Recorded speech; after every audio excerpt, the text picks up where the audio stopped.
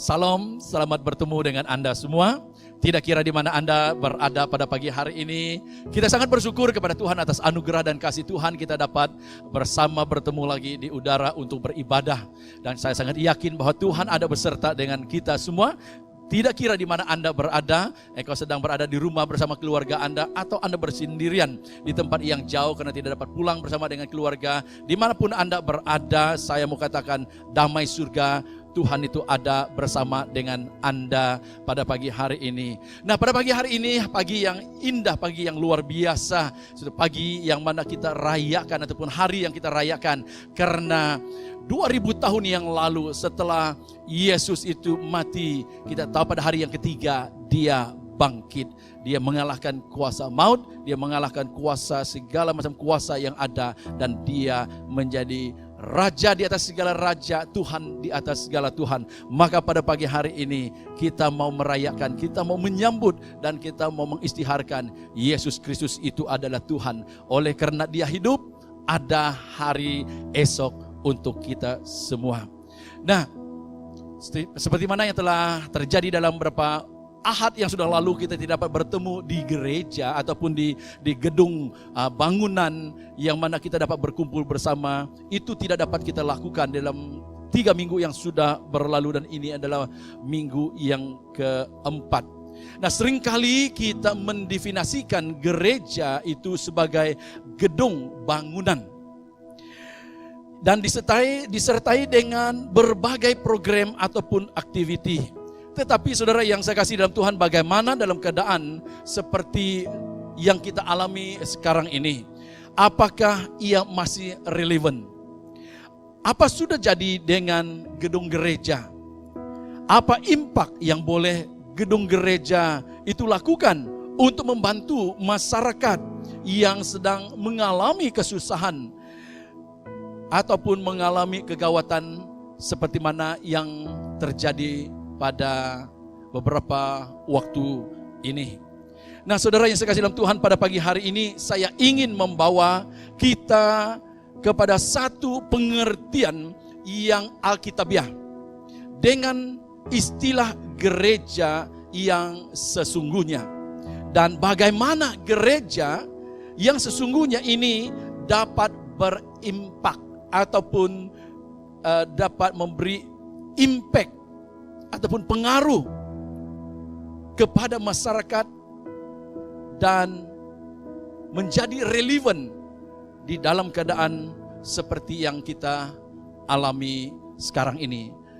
Sebelum saya lanjutkan, saya ingin kita menyaksikan satu video yang menggambarkan bagaimana orang-orang yang sedang di dalam MCO seperti mana yang kita alami ini tidak dapat berkumpul di gereja, di gedung gereja, tetapi apa yang mereka lakukan. Ini yang saya mau kita saksikan seterusnya. Dipersilakan. The church has often been called a hospital for the sick. And the Western world is more sick than ever before. Not just with COVID-19, but with a pandemic of fear. Likely end up infecting most people in the world. Very concerning. You're concerned? Very. Coronavirus panic shopping. Yet for the first Sunday in history, many church buildings look like this. Virus has church after church Dozens cancel Sunday services because of the outbreak. Will be suspended. What does this mean for the church and for the world? If the church is a building, then what happens when they're closed? If it's an event, then what happens when they're cancelled? And how do we respond in a world that has never looked so shaken? But could this actually be the church's finest hour? To be what the Bible calls us to be? Because the church isn't a building, and it's not an event. You see, even in the midst of this unprecedented global pandemic, I just want one pack. this is the church. There's no toilet paper in the entire store. We're handing out toilet paper. God bless you. Thank you very much. In the midst of the fear, this is the church. In the midst of isolation, this is the church. The church is awakening. The church is resilient. The church is adapting and discovering new expressions for the gospel to reach further than ever before. We've got a total lockdown. Our church, we're going to gather over Zoom, and then we're actually going to FaceTime our friends and family and share the gospel. I'm checking to see if my neighbors need supplies or prayer, and I'm also using Facebook to reach out to those that I can't get to. Driving home on street corners. Where fear seems to be crippling, there is a hope in Jesus Christ. Everyone can do this right now. Be the church. In a troubled world that needs Christ, it's time to be his hands and feet. Christians, it's time to be the church.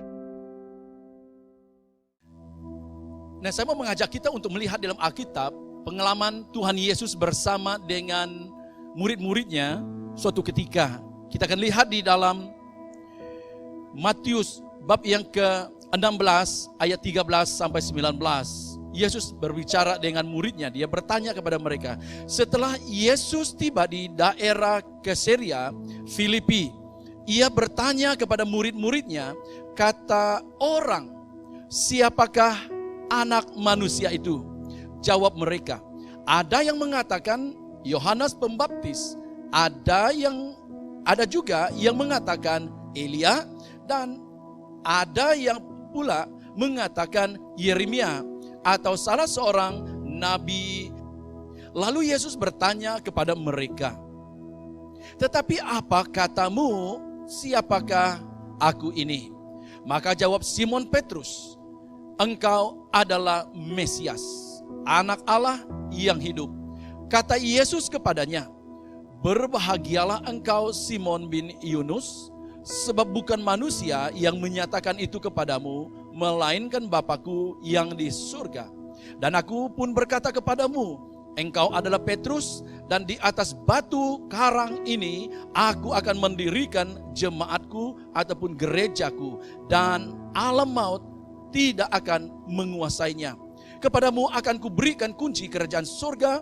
Apa yang kau ikat di dunia ini dan akan terikat di surga, dan apa yang kau lepaskan di dunia ini akan terlepas di surga.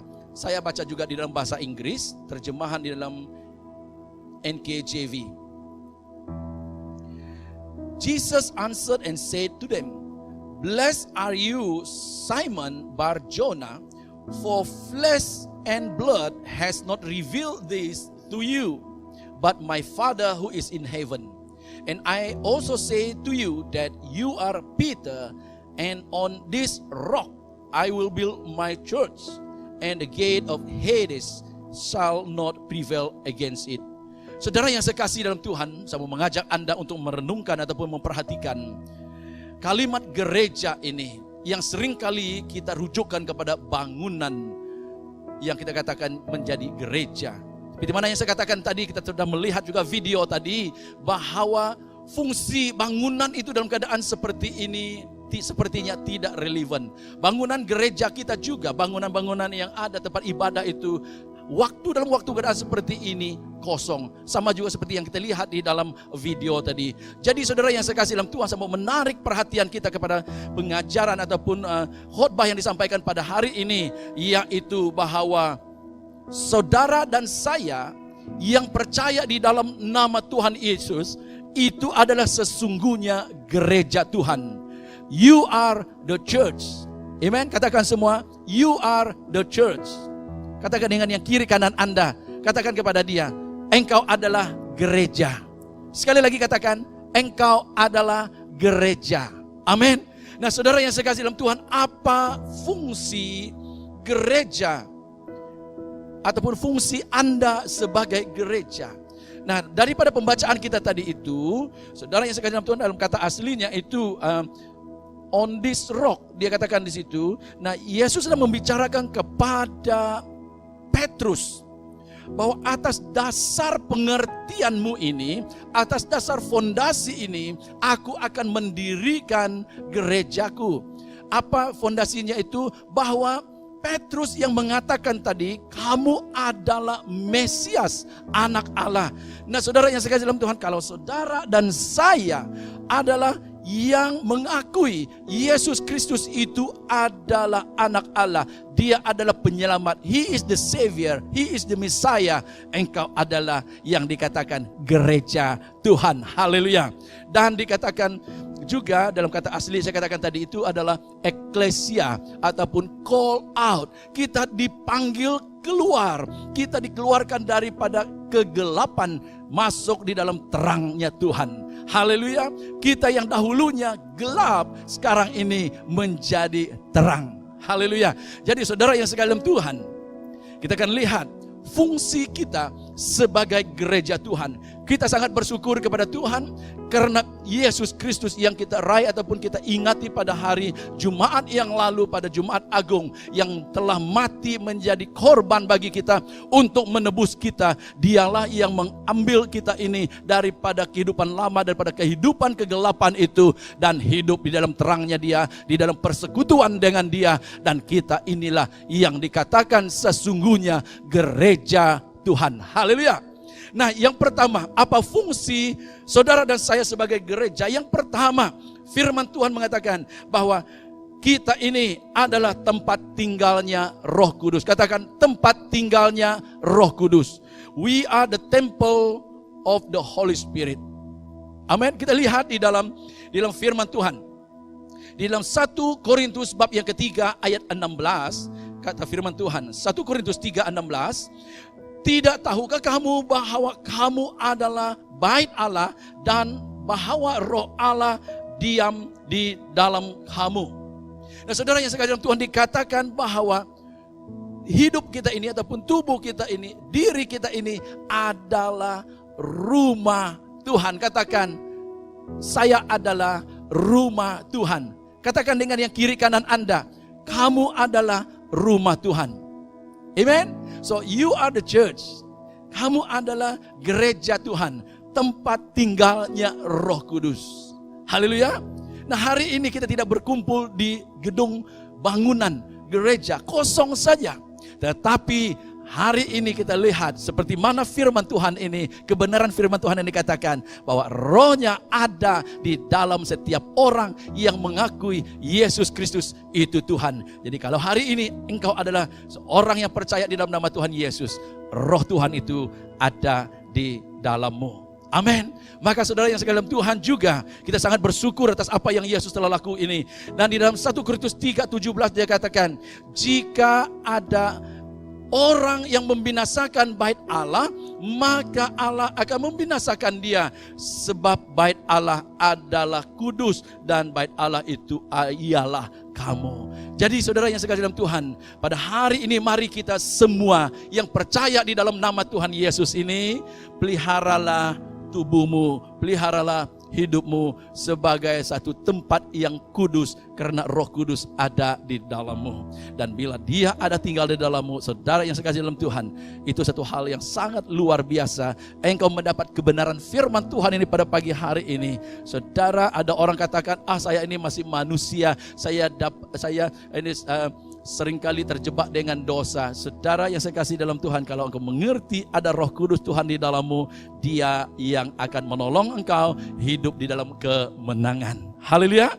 Dan saudara yang seterusnya, firman Tuhan, di mana tubuh kita ini ataupun diri kita ini adalah gereja Tuhan. Fungsi yang selanjutnya yaitu 1E tadi, 1B saya katakan bahwa kita ini menjadi saksi Kristus. Katakan, jadi saksi Kristus. Makanya pada pagi hari ini saudara tidak kira di mana Anda berada, firman Tuhan katakan bahwa karena Rohnya ada tinggal di dalammu, engkau dijadikannya saksi Kristus. Katakan, saksi Kristus. Di dalam Kisah Para Rasul 1 ayat 8 dia katakan, tetapi kamu akan menerima kuasa kalau Roh Kudus Tuhan turun ke atas kamu, dan kamu akan menjadi saksiku di Yerusalem, di seluruh Yudea dan Samaria, dan sampai ke ujung bumi. Saudara yang saya kasih dalam Tuhan, engkau adalah gereja Tuhan. Engkau adalah tempatnya Roh Kudus Tuhan. Dan bila Roh Kudus Tuhan ada di dalammu, engkau memiliki kuasa. Katakan, memiliki kuasa. I've got the power. Katakan, I've got the power. Ada kuasa yang di dalammu. Maka pada saat ini di dalam kita sedang berada di dalam arahan PKP ini, perintah kawalan pergerakan ini. Mari juga kita ambil waktu untuk menghayati bahwa hidup kita ini, tempat tinggalnya Roh Kudus ini, ada kuasa di dalam kita untuk menjadi saksi. Maka jangan takut untuk bersaksi. Paling tidak dia katakan di sini dari Yerusalem. Nah saudara, engkau mungkin tidak pernah pergi ke Yerusalem yang di Israel itu, tetapi Yerusalemmu pada hari ini adalah di mana engkau berada, itulah Yerusalemmu. Jadi hari ini engkau boleh menjadi saksi bagi ahli keluargamu yang belum percaya di dalam nama Tuhan Yesus, dan engkau menjadikan dia juga satu gereja lagi di situ. Engkau dapat membangun banyak gereja sebenarnya saudara, apabila engkau mulai bersaksi menyatakan bahwa dia dapat menjadi rumah Tuhan apabila dia terima Tuhan Yesus sebagai Tuhan dan Juru Selamat kehidupannya. Haleluya, amin. Nah, saya sangat excited dan teruja bila saya menyadari hal ini dan suka untuk menceritakan tentang Tuhan Yesus itu. Nah, yang kedua, apa fungsi kita sebagai gereja Tuhan? Yang kedua adalah di mana setiap kita yang percaya ini adalah anggota tubuh Kristus. Katakan, anggota tubuh Kristus. 1 Korintus bab yang ke-12 ayat 14 saya akan baca untuk kita dan sampai 18. Karena tubuh juga tidak terdiri dari satu anggota, tetapi atas banyak anggota. Andai kata kaki berkata, karena aku bukan tangan, aku tidak termasuk tubuh. Jadi benarkah ia tidak termasuk tubuh? Dan andai kata telinga berkata, karena aku bukan mata, aku tidak termasuk tubuh. Jadi benarkah ia tidak termasuk tubuh? Andai kata tubuh seluruhnya adalah mata, di manakah pendengaran? Andai kata seluruhnya adalah telinga, di manakah penciuman? Tetapi Allah telah memberikan kepada anggota masing-masing secara khusus suatu tempat pada tubuh seperti yang dikehendakinya. Nah saudara yang saya kasih di dalam Tuhan, apapun pekerjaan saudara, apapun profesi saudara, Anda mempunyai fungsi. Katakan, mempunyai fungsi sebagai anggota tubuh Kristus. We have a part. Whatever is our job or our profession, we all have a part to play or to function as part of the body of Christ in the kingdom of God. Setiap kita. Jadi pada hari ini, mari kita memiliki satu perspektif yang baru, pengertian yang baru tentang gereja. Tidak lagi kita memikirkan tunggu hujung minggu baru saya pergi gereja. Gone are the days bila kita memiliki paradigma pemikiran yang demikian. Tapi hari ini Tuhan mau berbicara kepada kita. Di hari kita memperingati kebangkitan Yesus Kristus ini, Dia mau supaya saudara mengetahui bahwa setiap pribadi kita yang percaya di dalam nama Tuhan Yesus itu, kita adalah anggota tubuh Kristus yang berfungsi dengan fungsi yang berbeza, tetapi melengkapi tubuh Kristus Tuhan kita. Amin. Berikan tepukan untuk Tuhan. Haleluya.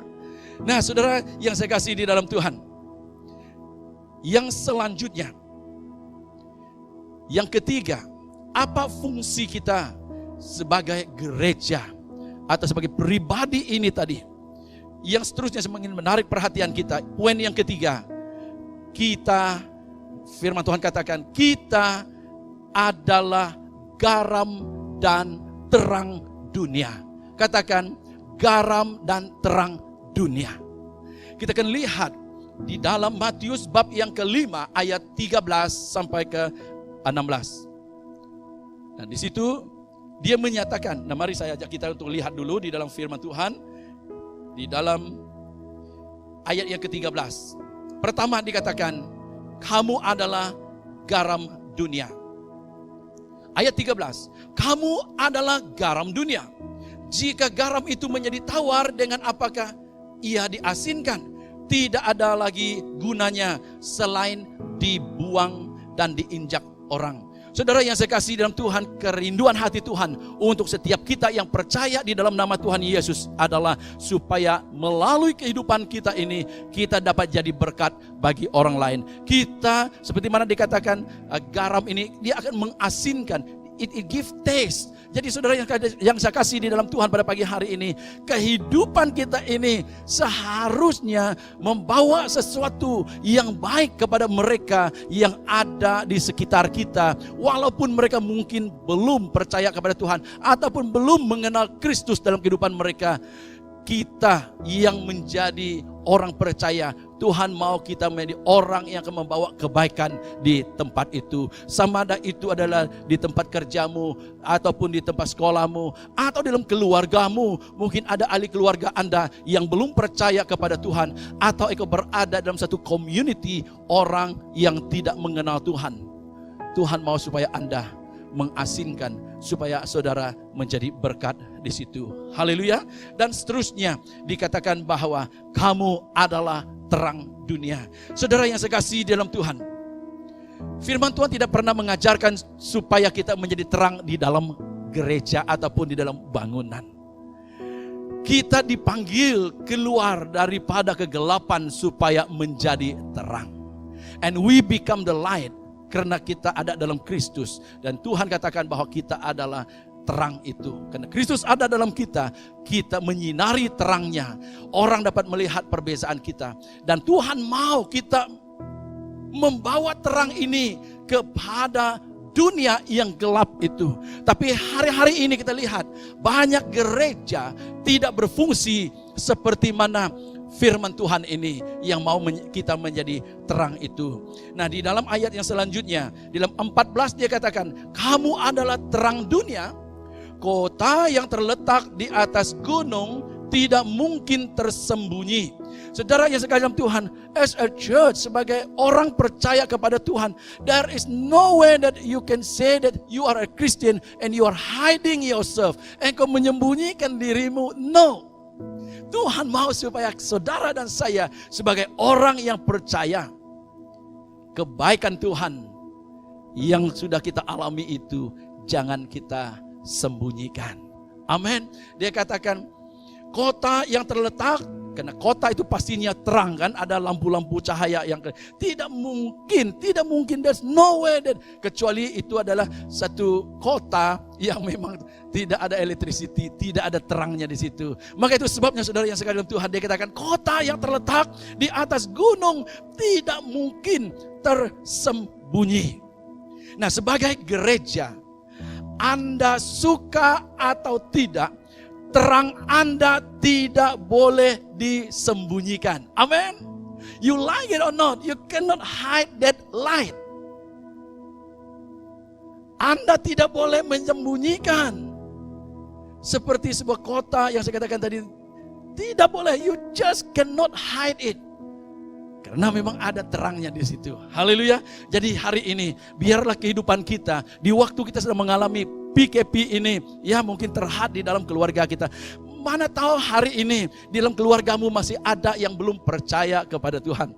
Let this be the time whereby yang belum mengenal Tuhan di dalam keluargamu itu dapat melihat terangmu, dapat melihat kebaikanmu, sehingga mereka juga dapat percaya di dalam nama Tuhan Yesus Kristus. Amin. Nah, kita lihat di sini. Dia katakan di situ,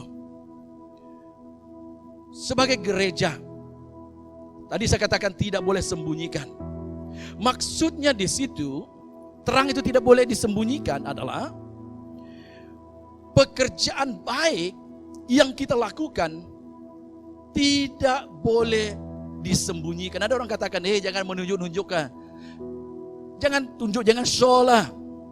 Nah, it comes back to kita punya sikap hati. Ada orang mau menunjuk-nunjuk itu, dia mau show off apa yang dia lakukan supaya orang memuji dia.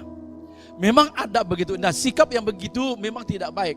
Tetapi apa yang firman Tuhan katakan ini adalah daripada hati kita yang menyadari Tuhan begitu baik untuk Anda. And you just cannot hold it back. You just cannot hide the goodness of God. Dan engkau akan melakukan perbuatan baikmu itu. Dan orang Dan kata firman Tuhan lagi bahwa orang yang melihatmu ini, dia akan memuliakan Allah. Amin. Itu sebabnya saudara yang saya kasih dalam Tuhan, sebagai gereja, hidup kita ini adalah untuk menjadi berkat. Hidup kita sebagai orang yang percaya, sebagai gereja ini adalah untuk menjadi terang ataupun menjadi berkat bagi orang lain. Our life is meant to show people the way. Our life is meant to show people the goodness of our Savior. Haleluya. Nah, seterusnya dalam ayat 15 dia katakan begini, lagi pula orang tidak menyalakan pelita lalu meletakkannya di bawah gantang, melainkan di atas kaki Dian, sehingga menerangi semua orang di dalam rumah itu. Haleluya. Dan ini yang Tuhan mau terjadi dalam keluargamu pada pagi hari ini.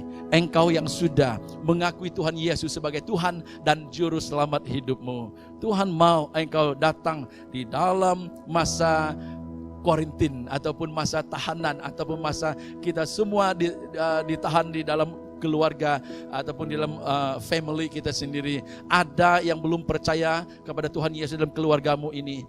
This is the best time for you to shine that light. Ini waktu terbaik untuk engkau dapat menyinari terang Kristus, perbuatan baik yang daripada Tuhan itu di dalam keluargamu, supaya mereka dapat melihat yang baik itu.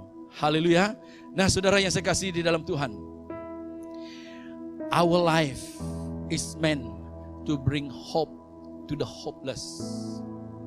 Our life is meant to love the unloved. Hidup kita sebagai orang percaya ataupun gereja Tuhan secara individu ini tadi adalah untuk mengasihi orang yang tidak terkasihi. Our life as a church is meant to accept, menerima the unaccepted atau the unwanted, yang tidak diterima ataupun yang tidak dipedulikan. Ini adalah isi hati Allah Bapa melalui Yesus Kristus bagi kita yang ada pada hari ini, yang sudah menjadi orang yang percaya, yang sudah ditebus dengan darah Yesus ini.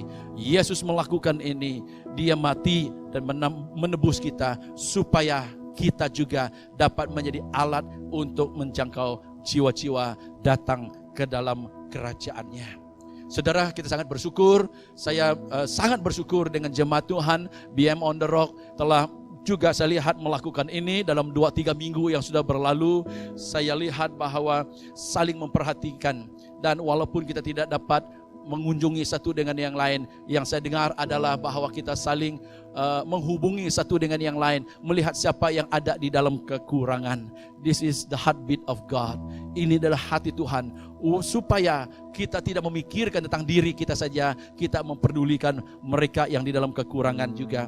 Nah, saya lihat di dalam minggu yang lalu, dalam 2 minggu yang sudah berlalu ini, ada jemaat kita yang telah membantu mereka yang student daripada Bible School. Kita telah memberi kepada mereka. Saya kongsikan ini bukan untuk menunjukkan, but again, saya mau mendorong kita semua. Mungkin ada yang belum pernah melakukannya, ataupun ada gereja yang belum pernah melakukannya. Saya mau menyatakan ini untuk kemuliaan bagi nama Tuhan, mendorong kita semua, because this is the call of God. Fungsi gereja seperti mana yang saya katakan tadi, supaya kita dapat memberikan pengharapan dan pertolongan bagi mereka yang tidak tertolong. Nah, di student from the college, mereka tidak dapat keluar, dan sumber pertolongan ataupun keuangan untuk membantu mereka di situ limited. Jadi kita mengumpulkan uang dan kita menyalurkan di sana. Dan saya dengar lagi daripada jemaat kita yang lain, pemimpin kita yang lain, ada mereka mendengar ada pekerja-pekerja buruh di situ. Mereka ada sekumpulan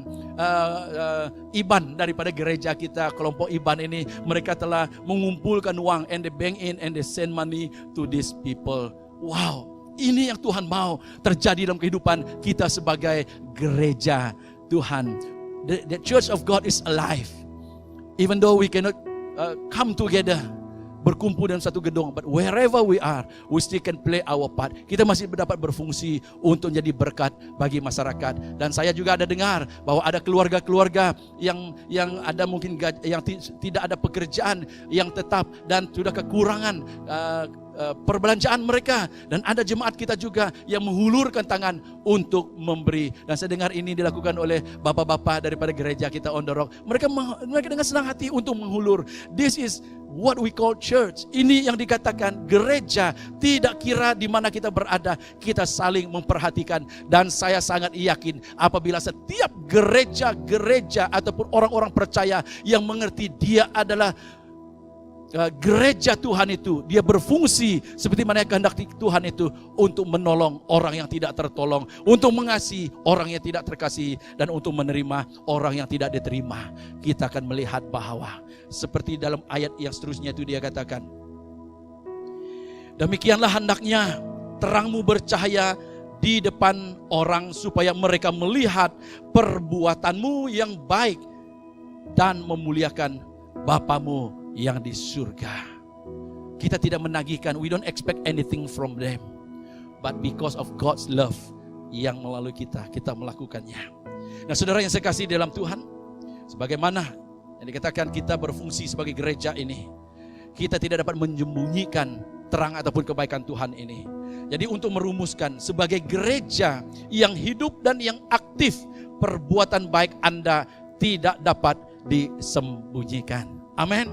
Jadi untuk mengakhiri, perbuatan baik Anda adalah bukti iman Anda. Amin.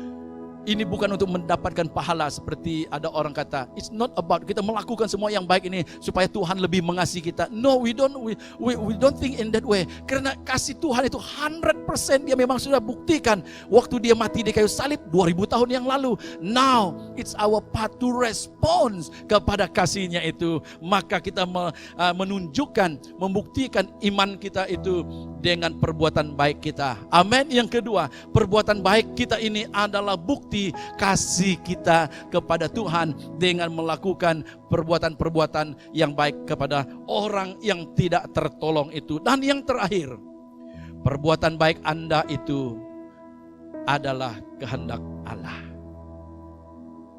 Perbuatan baik Anda itu adalah kehendak Allah sebagai gerejanya. Amin. Dalam Efesus 2 ayat 10 dikatakan begini, karena kita ini buatan Allah, diciptakan dalam Kristus Yesus untuk melakukan pekerjaan baik yang dipersiapkan Allah sebelumnya. Ia mau supaya kita hidup di dalamnya. Saudara yang saya kasih di dalam Tuhan, jemaat Tuhan yang saya katakan gereja Tuhan pada pagi hari ini, hidupmu, tubuhmu itu adalah bait Allah dan Roh Kudus tinggal di dalammu. Tubuhmu, hidupmu itu adalah anggota tubuh Kristus. Kita bergerak, berfungsi, memainkan peranan kita walaupun berbeza. Seperti mana dikatakan, mata itu berfungsi untuk melihat, telinga mungkin engkau berfungsi sebagai telinga. Engkau tidak perlu untuk memaksa diri menjadi mata ataupun menjadi kepala. Just function in the capacity yang Tuhan sudah berikan kepadamu, dan kita melengkapi satu dengan yang lain. Saudara yang saya kasih dalam Tuhan, kemuliaan Tuhan akan dinyatakan di bumi ini. Haleluya. Dan pada pagi hari ini, untuk mengakhiri, saudara, saya mengajak Anda terus berfungsi seperti mana gereja seutuh ataupun sesungguhnya, seperti mana saya katakan tadi itu. Kita berfungsi tetap dimanapun kita berada. Kita tidak hanya menunggu untuk hari Ahad berkumpul di satu gedung, but we can function as a church no matter wherever we are. Apapun harinya, kita gereja Tuhan yang hidup dan tetap aktif melayani dalam capacity yang Tuhan percayakan kepada kita. Mari saja kita semua datang kepada Tuhan. Kita datang yang mungkin belum pasti apa fungsi Anda. Datang kepada Tuhan, nyatakan, Tuhan, apa yang kau mau saya lakukan? Tuhan, ini aku siap Tuhan. I am part of the body of Christ. Pakai saya. Mari saya mengajak Anda, tutup mata Anda untuk berdoa pada saat ini. Haleluya. Bapa, di dalam nama Tuhan Yesus kami datang kepadamu pada saat ini. Kami berterima kasih atas anugerah dan kemurahan Tuhan bagi kami. Terima kasih Tuhan Yesus, pada hari ini kami mengingati Yesus telah bangkit daripada kematian. Engkau hidup, dan oleh karena Engkau hidup, setiap yang percaya di dalam nama-Mu dapat melihat hari esok. Tuhan, kami dapat melihat ada harapan untuk hari esok. Maka Tuhan, pada saat ini dalam keadaan kami sedang melalui Tuhan minggu yang keempat PKP ini, Tuhan, Engkau terus mempersiapkan kami untuk berfungsi sebagaimana seharusnya kami sebagai orang percaya ataupun gereja-Mu, Tuhan. Karena kami adalah gereja-Mu. Engkau pakai setiap pribadi ini, Tuhan, untuk kemuliaan bagi nama-Mu. Perbuatan baik mereka tidak akan disembunyikan. Mereka akan terus berfungsi sebagaimana yang telah Tuhan tentukan untuk setiap kami, Tuhan. Dalam capacity apapun yang ada, dalam apa pekerjaan yang kami lakukan, profesi kami, Tuhan, kami akan melakukan semuanya seperti untuk Tuhan sendiri. Terima kasih sekali lagi Tuhan, Engkau menyertai kami, setiap keluarga, setiap yang menonton pada hari ini, Tuhan. Engkau memberkati mereka di dalam pemeliharaan-Mu, Tuhan. Mereka berada dalam naungan-Mu. Terima kasih dalam nama Tuhan Yesus. Semua yang diberkati katakan